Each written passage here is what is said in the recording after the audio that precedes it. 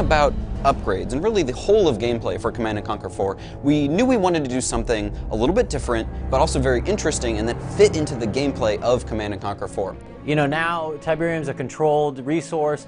No longer do you have these huge expansive fields of Tiberium where you have to go and harvest them anymore. So when you take Command & Conquer 4's gameplay from a very base level in terms of multiplayer, what we had in place at first was this domination mechanic where you take control of specific areas of the Tiberium control network, and this gains you points over time. There's this huge network that's kind of controlling Tiberium. It's no longer ravaging the Earth.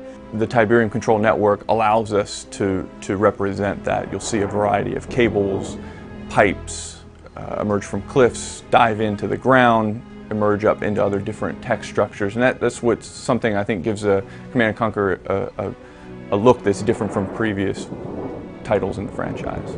And we realized that we wanted to add a couple of things to the formula in order to make it feel a little bit more C&C, but also to add more points of interest to the map and to add more interesting gameplay.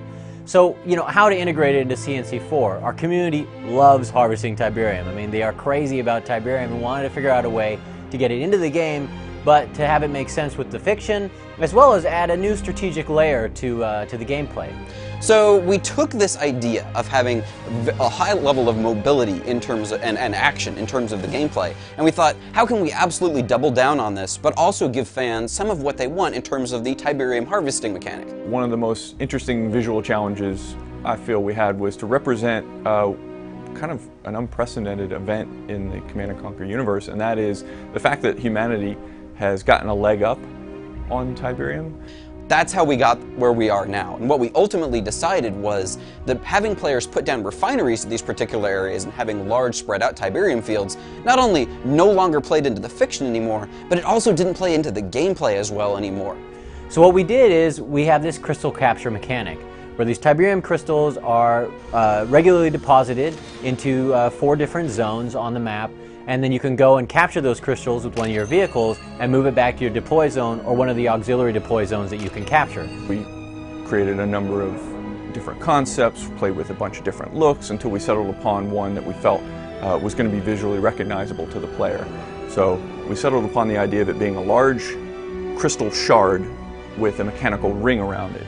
Another thing that we wanted to do was really bring back blue Tiberium and make it very interesting. So you'll also find blue Tiberium crystals, which give you twice as many upgrade points in more contested parts of the map where you're going to see a lot more combat occurring. Same general principle, it's very high volatility Tiberium that's spit out from the network and then needs to be collected or else it's going to continue accumulating at the surface. So you can use them to your benefit, you can use them to your enemy's dismay, but it's a really cool way to get Tiberium integrated into the game. You know, it's very fast, you're trying to capture these control nodes, you're trying to keep the enemy at bay, but at the same time you got to go out, have these units, you know, risk themselves, go grab these Tiberium crystals, but then everybody on your team obviously benefits by being able to get those upgrade points. Tier 2 technology is now available. Again, because they're so volatile, it's exactly why destroying these things is going to spawn one of the ion storms that you've seen in previous games and do a significant amount of damage. But it's really a lot of fun, and it's cool when you think, okay, I got my enemy on the ropes, I'm about to grab his crystal, and boom, he detonates that thing, and everybody's dead. So, detonate at your own risk.